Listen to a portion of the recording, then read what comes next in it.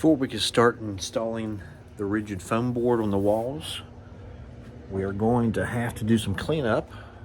We've got old receptacles that are mounted to the walls, and of course those will be our first obstacles, but we have some other things that we'll have to get done in way of prep work before we can install that insulation up against the wall.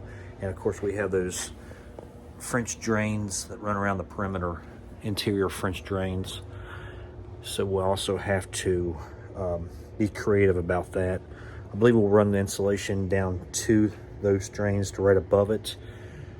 If you'll see the way it's designed, water that seeps in, runs down the wall, goes through into the French drain, which has a bit of a sponge in the top of it to keep debris out, but lets the water go through. And of course the main line is underneath the perimeter of the concrete here, and it's a few inches wide, a few inches deep, and runs around the perimeter of the wall, meets at a common place over there underneath the floor, and then runs out the waistline underneath the concrete, underneath the ground out there. So that's the way it's designed. I believe, now I certainly can't run, like and we'll talk about this later, of course, when we put our walls up, but we don't want to put any fasteners down through this concrete, Tapcons or anything that would jeopardize the integrity of that drain itself. So we'll probably use adhesive to bond the bottom plate, the bottom of the floor, the stud floor to the concrete. That's kind of what we're thinking right now.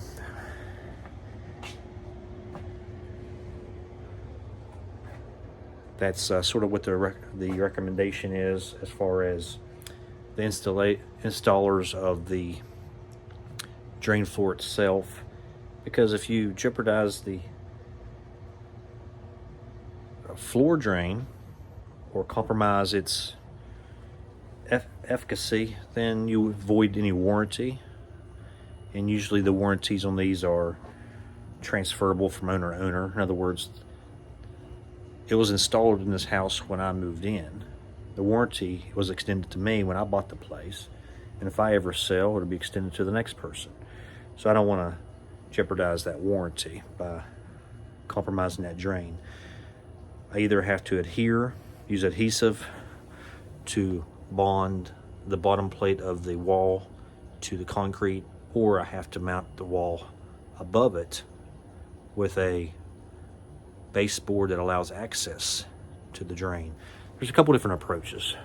You mainly do what you feel comfortable with and what your building code permits, etc.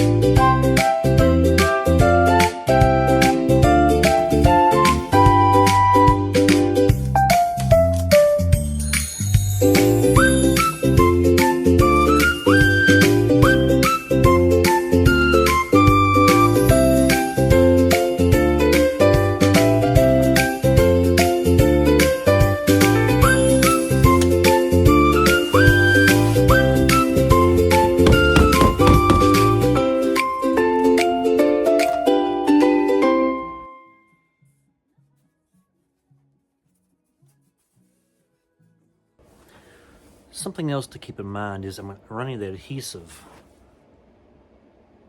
vertically along the back of the foam board, not zigzagging it, not being artistic with it. That's just in case water seeps in behind through the foundation. It'll find its way down to the French drain unobstructed.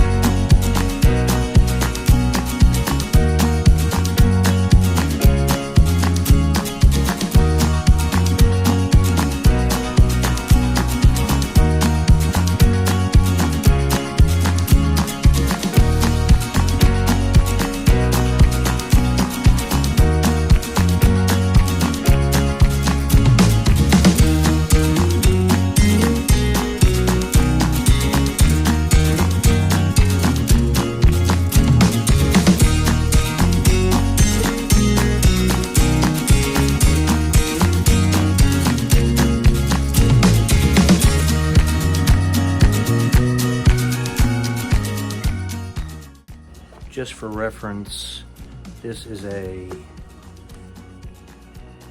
think it's a 10-ounce tube. Yes, 10-ounce tube. I was able to do 1, 2, 3, a little more than 3 sheets.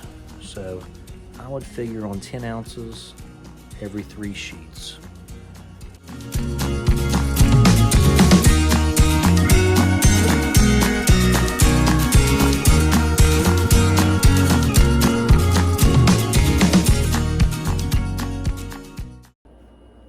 Day 3 of the remodel here. The basement going well. Day 1 was prep work. Day 2 I started the installation process with this Foamular installation board, and I got about 3.5 to 4 sheets up that first day working around a panel box. And today, day 3, we're just continuing. Went to Menards and got some more of the Loctite adhesive that's formulated for and marketed for the foam board. So we're just going to continue on down the wall here around the perimeter, get as much done as we can.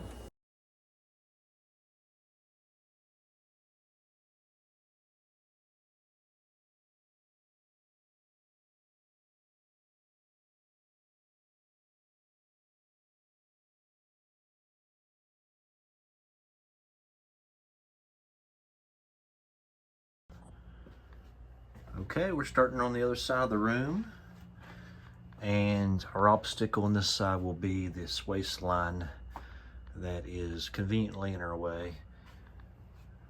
Again, I am not the first owner of this house. This house is about 100 years old, and why they did some things the way they used to, I'm sure they had their reasons. But nonetheless, we are going to insulate this wall the entire length, which is about 36 feet. And the width of the basement is about 23 feet. To give you some idea of the dimensions I'm working with. But we're going to have to cut around some of this waistline, and we got some other obstacles that we'll encounter along the way as well. I'm going to show you what the blank slate looks like before we seal these walls up with insulation for the first time in about 100 years.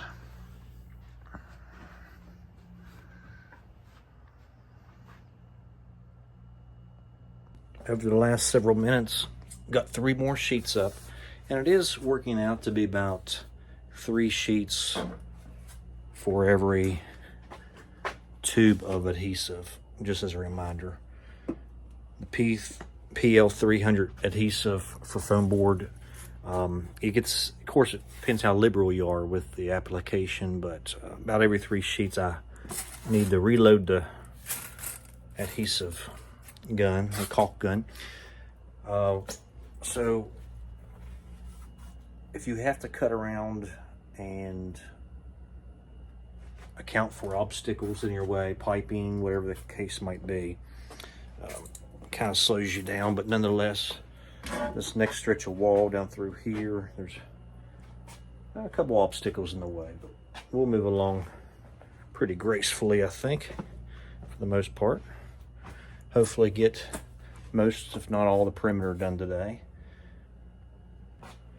Just took a little break and ate a bite of lunch. Just a little bite. Got this last piece right before lunch. I got this piece here cut around that little crawl space that leads back underneath a small bathroom. We're going to continue on. Why do I always use the pronoun we? What is it? It's just me. So I'm going to continue on down the wall here, of course. I poured me a little cup of coffee, and we'll get this job done. Just got to have faith.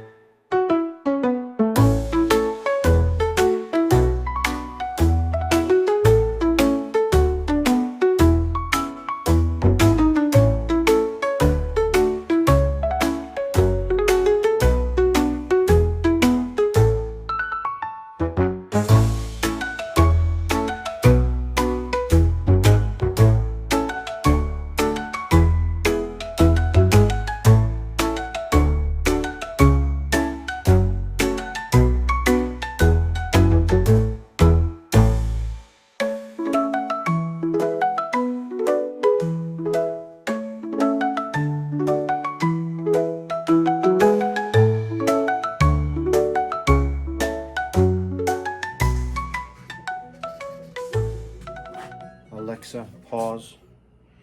I've been using some miscellaneous nails to tack it at the top just to hold the sheet up and not slide down the wall, because I'm not going clear to the wall because of my French drain, interior French drain around the base.